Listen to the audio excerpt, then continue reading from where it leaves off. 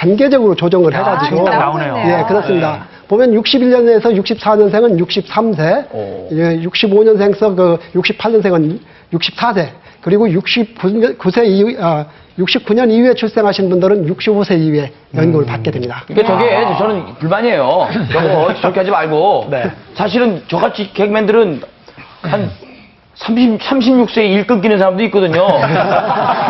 그런 사람들은 저는 일이 끊겨서 미리 좀 받겠습니다 하면 미리 좀 받는 그런 제도도 좀 있었으면 좋겠어요. 네. 근데 저기 그런 제도 있습니다. 있긴. 있어요? 네, 그렇습니다. 오. 그 소득 활동에 종사하지 않게 돼가지고 네네네. 좀 미리 연금을 받고 싶다는 거는 한 5년 정도를 땡겨서 받으실 수 있습니다.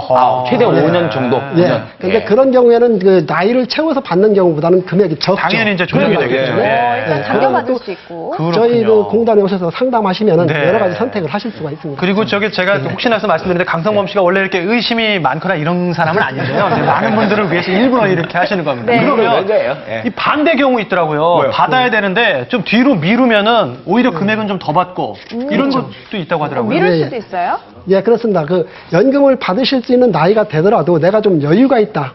그래서 연장을 하고 싶으면 연장을 하실 수가 있는데요.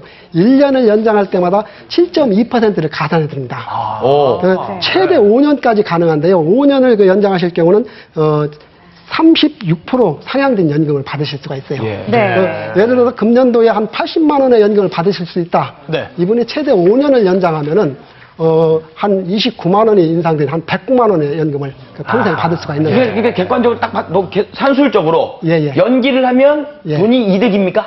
이득이죠. 받는 돈이? 그렇습니다. 근데 이제 이 되게 늦게 경우에는 받잖아요. 그 상담을 하셔야 될 게 뭐냐면 또 연금은 오래 살수록 유리하거든요. 네. 그렇기 때문에 본인의 건강 상태라든가 야. 또 가정 상태 이런 거를 감안해서 저희 공단하고 상담하시면 더 네. 많이 도움을 받을 수 있을 겁니다. 그러니까 예. 연금을 받을 수 있는 방법이 기계적으로 정해져 있는 게 아니라 그렇습니다. 나의 삶의 패턴에 따라서 맞춰서 네. 조정할 수 있다는 게 아니, 국민연금이 좋은 좀 것 같아요. 알면 알수록 좀 새로운 것도 많고 그러네요. 더 본인에 맞게 잘 이용할 수 있겠다는 생각이 듭니다. 네. 자, 그럼 노후 설계를 위한 7가지 비결 네 번째를 살펴볼 텐데요. 네 네 번째. 번째는 자식보다 집이 효자다. 근데 그 왜 하우스포족들은 집이 네. 애물단지다라고도 하기도 하잖아요. 글쎄요. 자식들 교육시키느라 결혼 30년 만에 서울 도심에 드디어 평생 살 내 집을 마련한 부부. 여보, 부모님 모시랴, 애들 공부시키느라 우리가 이제야 집을 장만했네. 아이고 당신도 고생 많이 했어. 이사 다니라고 얼마나 고생했어. 우리 이제 이 집에서 행복하게 잘 삽시다. 집도 있겠다. 두 손 꼭 잡고 본격적으로 노후 준비를 하자고 약속한 부부. 하지만 그들에게 생각지도 못한 문제가 터지는데요. 왜 그래요? 무슨 일 있어요?